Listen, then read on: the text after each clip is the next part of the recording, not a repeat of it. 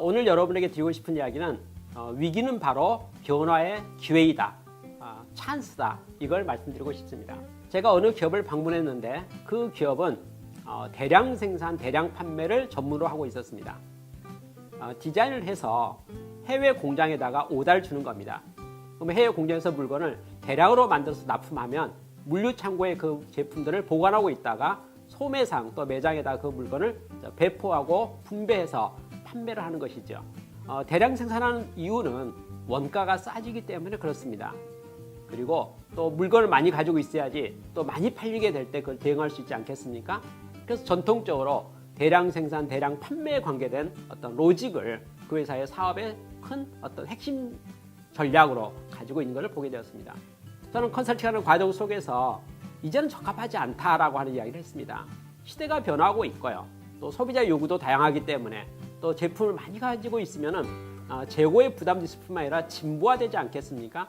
그래서 저는 이렇게 말했죠. 앞으로 시대는요, 다품종 소량 시대입니다. 대량 생산하는 거 바람직하지 않습니다. 그걸 쪼개서 생산해서 또 분납받는 게 낫지 않겠습니까? 그때 디자인도 다양하게 하시고 등등 이야기를 했습니다. 다시 말해서 대량 생산하지 말고 다품종 소량 생산해서 판매하면 좋겠다. 이렇게 제가 조언을 한 것이죠. 결론을 말씀드리겠습니다. 전혀 먹히지 않았습니다.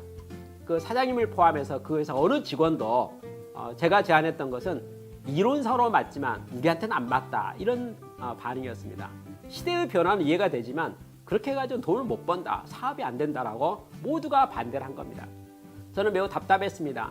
제가 생각할 때는 다품종 소량이 분명히 시대의 흐름에 맞기 때문에 그쪽으로 변화를 해야 된다고 생각했는데도 불구하고 그 조직의 관계 어느 누구도 아무도 동조해 주지 않고 또 이렇게 따라주지 않았기 때문에 어떠한 변화도 발생하지 않았습니다.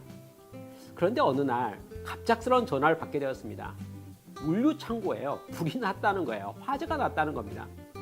큰일 났다는 겁니다. 물류 창고에 불이 나는 바람에 보유하고 있는 모든 재고들 완전히 불타버려서 드디어 매장에 결품이 발생하게 되었다라고 말합니다. 이제 해외 공장에다 주문 준다고 해봐야 한두 달 정도, 10년, 두세 달 정도 지나야지 물건을 공급받을 수 있는데 현재 매장에 가지고 있는 물건은 일주일분밖에 없기 때문에 한두 주 되면 이제 드디어 물건을 못 파는 문제가 발생한다라고 저에게 상의한 겁니다. 저는 그 말 듣자마자 드디어 반가운 마음이 돼서 이렇게 말했습니다. 당연하지요. 대량으로 주문 주면 두세 달 걸리잖아요. 만약에요. 소량 주문하면 납기가 어떻게 됩니까? 이렇게 물었어요. 그랬더니 제 이야기를 가만히 듣더니 이렇게 생각하는 거예요. 예, 맞습니다. 소량을 주문하게 되면요. 납기가 단축이 돼요. 대량을 하게 되면 한두 달 걸리지만 소량은 한두 주면 될 수도 있어요. 특히 샘플 생산, 소량 생산을 한다면 긴급으로 발주되면요. 일주일에도 될 수 있습니다. 다만 단가는 약간 올라가긴 하지만 이렇게 말했습니다.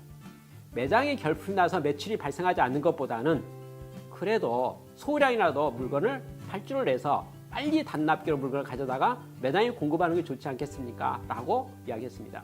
그 회사 디자이너들은 드디어 바빠졌습니다. 다양하게 시장에 팔릴 만한 디자인들을 설계하기 시작했고 소량 구매를 해외 공장에 발행하게 되었습니다.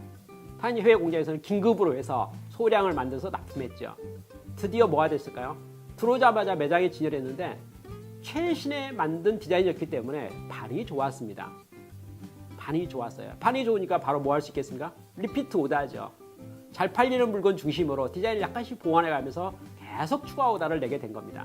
그 회사가 물류창고에 화재가 발생하지 않았더라면 그 회사는 대량 생산, 대량 판매 시스템을 바꿀 수가 없었습니다. 그런데 물류창고에 화재가 발생함으로 말미암아서 어쩔 수 없이 드디어 뭔가 소량 발주할 수밖에 없었고요. 또 소량 판매할 수밖에 없었죠. 그런데 뭐가 좋아졌을까요? 회전율이 좋아졌습니다. 그리고 시장의 평판이 좋아졌습니다. 진부하다는 말이 없어지고요. 신선하다는 말이 나오기 시작한 겁니다. 그리고 시장의 반응에 바로바로 판매하고 있었기 때문에 디자인하고 판매했기 때문에 훨씬 더 매출액도 좋아졌습니다. 결과적으로 화재로 말미암아서 그 회사 우뚝 일어섰습니다. 매출이 거의 2배 가까이 향상하게 된 겁니다. 그리고 그 회사 모든 사람이 다품종 소량이 시대에 맞습니다. 그게 맞는 것 같아요. 저희도 그거 하고 있습니다. 매우 잘 되고 있습니다. 만족스럽습니다. 이렇게 말했어요. 저는 그 회사가 크게 획기적으로 성장하는 모습을 옆에 지켜보면서 그 변화의 계기가 무엇이었는가 생각할 때 바로 물류창고에 불이 났던 위기였다고 생각합니다. 위기였거든요. 망했다 생각하고 크게 말했지만은 도리어 역전의 기회가 되었습니다. 방향을 올바르게 잡고 있으면 어떠한 변화라도 또 어떤 위기라도 새로운 어떤 좋은 일의 시작이 될 수 있다는 것을 보게 됩니다. 여러분, 비즈니스하는 가운데 있어서, 사업하는 가운데 있어서, 일하는 가운데 있어서 어떤 위기가 오더라도 여러분이 미래의 좋은 변화의 시작점으로 생각하면 좋겠습니다. 마땅히 하고자 하는 방향이 있죠. 근데 계기가 없었잖아요. 할 기회가 없었잖아요. 이번 기회에 그것을 시작하면 좋겠습니다. 이 위기를 어떻게 변화의 기폭점으로 삼을 것인가 생각하고 긍정적인 도전을 하면 좋겠습니다. 사업은 어떻게 생각하십니까? 라고 했을 때 어떤 사람이 운7기3 이런 말을 하는 것을 들은 적이 있습니다. 운이 70%고 기술이 30%다 이렇게 말했습니다. 다시 말해 환경 요소가 중요하다 이렇게 말하는 거죠. 운이 70%라는 말은 내가 선택하지 못했지만 환경 요소에 의해서 결정된 것이 많다라는 측면을 말하고 있지 않습니까? 저도 그 말을 들으면서 상당히 공감하고 있습니다. 예를 들어서 제가 방문했던 대기업에 보면 다양한 사업이 있습니다. 사업부가 있죠. 큰 회사일수록 다양한 사업을 많이 하고 있습니다. 이번에 신입사원을 100명, 200명, 300명 모집했다고 가정합시다. 모두가 한 사업부에 배치되지 않잖아요. 어떻게 될까요? 분산 배치가 되게 되죠. 모든 사업부마다 흩어지게 됩니다. 동일한 회사에 동일하게 입사했음에도 불구하고 배치된 사업부가 달라지죠. 자, 그러면 결과는 또 어떻게 될까요? 사업부마다 성장률이 달라집니다. 그 회사의 사업부 중 어떤 사업부는요, 매우 크게 성장하는 사업부로 번창해 가는가 하면 어떤 사업부는 성장률이 얼마 안 돼서 시간이 지나고 나니까 결국 좋은 보수를 받지 못하고 성과업도 받지 못하는 경우도 보게 되거든요. 사업부 선택하는 게 그 신입사원의 선택의 권한이 있었습니까? 없었잖아요. 운7기삼이라는 말 같이 운이 좋아서 좋은 사업부에 배치됐더니 결과가 매우 좋았다. 이런 평가가 될 수 있는 것들이 많이 있는 것을 보게 됩니다. 저는 아까 신입사원의 사업부 배치에 대한 것뿐만 아니라 회사에서 고객을 선정하는 것도 그러한 경우를 많이 보게 됩니다. 제가 한 번은 화장품 용기를 만드는 회사 두 곳을 컨설팅한 적이 있었습니다. 한 곳은 성장률이 매우 높은 고객에게 납품하고 있었고요. 한 곳은 별로 이름이 없는 고객에게 납품하고 있었습니다. 매출은 똑같았어요. 그러나 시간이 3년, 5년, 10년이 지나고 났을 때 어떻게 되었을까요? 성장하는 고객에게 납품했던 회사는 고객과 더불어서 매출이 10배 성장하는 결과를 얻게 되었습니다. 그러나 성장하지 못한 고객에게 용기를 만들어 납품하던 그 회사는 고객이 성장하지 않기 때문에 매출이 그 자리에 제자리에 머물러 있는 것을 보게 되었습니다. 저는 그러한 모습을 보면서 환경 요소라는 것이 사업에 있어서, 비즈니스에 있어서, 우리 인생에 있어서 참으로 많이 중요하구나 하는 걸 생각하면서 다시 한번 이런 생각을 하게 되었습니다. 시대의 흐름과 트렌드를 우리가 주목할 필요가 있겠다는 생각을 하게 되었습니다. 그냥 선택할 문제가 아니고요. 미래의 성장성과 시장성을 보면서 선택하는 게 중요하지 않을까, 이런 의견입니다. 우리 인생은 유한하기 때문에 선택의 기회가 많은 건 아니기 때문에 내가 어디에 속할 것인가, 또 어떤 고객과 일할 것인가, 어떤 회사를 갈 것인가, 또 어떠한 분야에서 일할 것인가, 저는 미래의 트렌드를 집중했으면 좋겠다라고 말하고 싶습니다. 과거 시대가 아니고 미래 시대는요, 많은 것이 바뀌지 않습니까? IT가 중요해질 뿐 아니라 네트워크가 중요해질 뿐만 아니라 또 전문성, 또 직업의 다양성들이 눈에 보이지 않습니까? 그런 어떤 시대의 흐름에 대한 것을 우리가 주목할 필요가 있네요. 과거에 있었던 모든 제품들, 시간이 지나고 나면 제품의 수명이 다하고 유효기간이 다 끝나는 것 같습니다. 한때는 좋았지만 미래에 적합하지 않은 산업 분야들도 있지 않겠습니까? 미래가 성장률이 좋은 분야에 속하게 된다면 그런 시대의 트렌드에 따라서 나도 덩달아서 성장의 기회를 많이 얻을 수 있을 거라고 생각합니다. 그렇다면 여러분, 점검이 필요하다고 생각합니다. 현재 내가 속한 분야, 내가 하고 있는 일은 미래 시대에 적합한 것인가에 대한 이야기입니다. 인사 조직을 담당하는 전문가를 만나서 이야기를 했더니 그분은 조직 설계하면서 항상 다음 같은 걸 염두에 둔다고 하네요. 3년, 5년 후에 이 회사와 이 조직은 무엇을 목표로 하고 무엇을 지향하고 있는 것인가, 거기에 적합한 인재를 지금 선발해야 된다라는 이론이었습니다.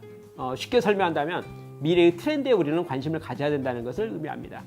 과거의 결과로서 오늘이 왔다면 지금 선택의 결과로 미래는 주어집니다. 나는 미래에 어떤 분야에서 일하고 싶은 것인가에 대한 것을 잘 살펴보면 좋겠습니다.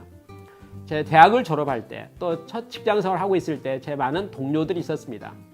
그들은 다양한 분야에서 일하게 되었었죠.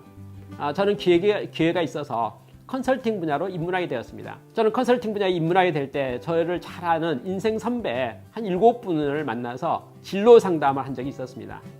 그 모든 분들이 제가 컨설팅 분야를 진출하는 데서 호의적이었었고 또 그중에 한두 분은 매우 적극적으로 추천해 주었습니다.